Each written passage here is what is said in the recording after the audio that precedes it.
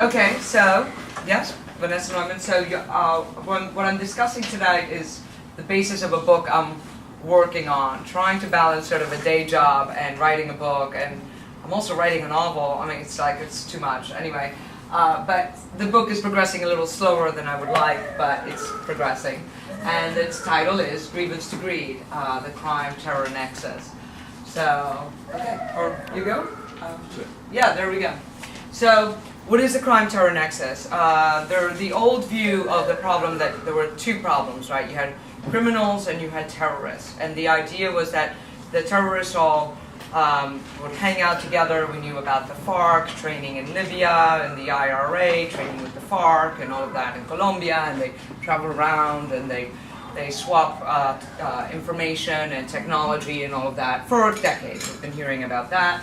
And we also hear about criminals, trafficking groups, crossing borders, and smugglers, and drug traffickers, and there was a little bit of overlay in the first term of crime terror pipelines ever is narco-terrorism. Of course, that's like the first term that links the two types of criminal behavior, but they were considered to be very different. That criminals didn't want anything to do with terrorists, and terrorists don't want anything to do with criminals for a number of reasons. Terrorists are ideological. They're all about making a splash, right? An act of terror is actually a speech act, not a pleasant one, but it's a speech act, right? You want to get people to notice your cause, to change the political system, to inspire terror, obviously.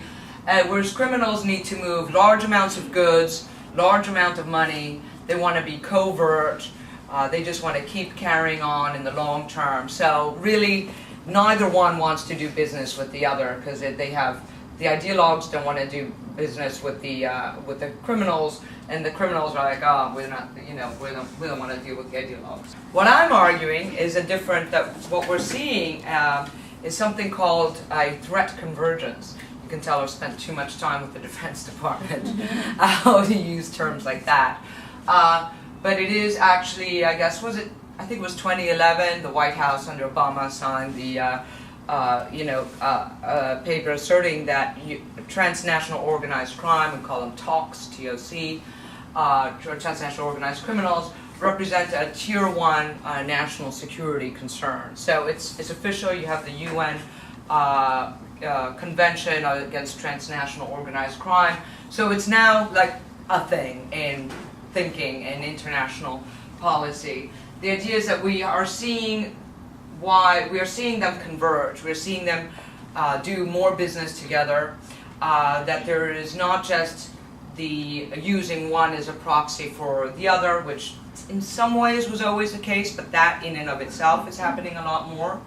But we're also seeing that they converge a lot more and use a lot of the same fixers and facilitators. And that's something that we call strategic nodes. So what has happened is that they learn from each other much faster, the technology swap, and the reasons for that is exactly what the topic is of my talk tonight. Also, the interaction between criminals and terrorists creates what we call, or what I've called, a positive externality. I'm not sure others have called it that, but I am in my book, which is basically a symbiotic destabilization of government. The existence of one group weakens the government and the state, which is a common enemy for both groups, and creates a positive environment for the other one to flourish, right? You're exhausting state resources. You're both against law enforcement. So that makes it easier for each other, for the other one. And that's why, as I said, narco-terrorism. So, crime terror pipelines. One big aspect of it is something called is illicit trafficking, right? The crime aspect of it. It's huge business. There's another reason why terrorism is getting increasingly into drug trafficking, cigarette trafficking, and everything else. Counterfeiting. You all heard about Al-Shabaab, the attacks just now that they're very funded by ivory smuggling, and the Algerian kidnappings in January was Mokhtar Belmokhtar, also known as Mr. Marlboro, because they were heavily funded by smuggling tobacco through the Western Sahel, basically either counterfeited or contraband tobacco. And this is, so now here you can see just how big a business that is. And if you are on a jihad or want to overthrow your government, in anywhere, you want access to that money. So it's $650 billion illicit trafficking. That's considered a reasonable estimate. Mostly drugs, but also counterfeiting. And here is some of the numbers, some of the breakdowns, right? Even trafficking in humans, human trafficking, what we would call sort of modern day slavery. So CTP, so the product goes out and the money comes in. And then feeds, again, some of these guys. You have Sendero Luminoso, you have FARC, you have others, right?